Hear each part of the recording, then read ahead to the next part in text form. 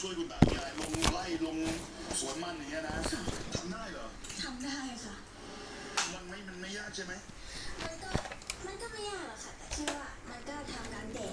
มันอาจจะร้อนใช่เหนื่อยหน่อยค่ะค่ะตาที่เก่งไหมถามจริงเก่งค่ะเก่งมากค่ะอยากจะบอกอะไรคุณตาบ้าง หนูรักตาพอแล้วยัง ได้แค่นี้แล้วคงไม่ต้องบอกอะไรกันมากครอบครัวนี้เขาได้สัมผัสได้อยู่ใกล้จริงๆแล้วก็ได้แสดงถึงความรักด้วยกันตลอดเวลาเอาโทรศัพท์ไว้ยายหน่อยโทรหาในยูทูบหน่อย ขายคลิปหนู เร็ว ก็บางทีก็ขายของออนไลน์ค่ะเหรอค่ะ ขายอะไรคะ หนูขายขนมค่ะขนมบราวนี่ เรานี่ ค่ะก็ขายครีมขายครีมด้วยค่ะหนูก็จะโพสต์ลงเฟซบุ๊กของตัวเองอะค่ะก็โพสต์ขายแล้วเวลามีคนสนใจเขาก็จะทักมาสั่งซื้อสนใจรับสปอร์ตบาร์ไปขายไหมหรือถ้าเกิดไม่เอาสปอร์ตบาร์สนใจกระเพาะปลาไหมนะ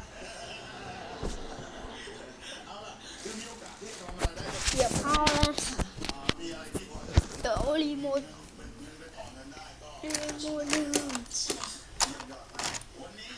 อีกหนึ่งช่องทางในการฝากของตัวเองหนึ่งบทเพลงเพื่อป้องกันแชมป์และคว้าแชมป์สมัยที่5เพลงนั้นก็คือเพลง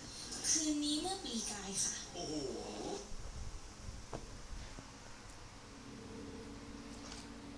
ปันยายดูอยู่นะไปเล่นโทรทัศน์อีกแล้ว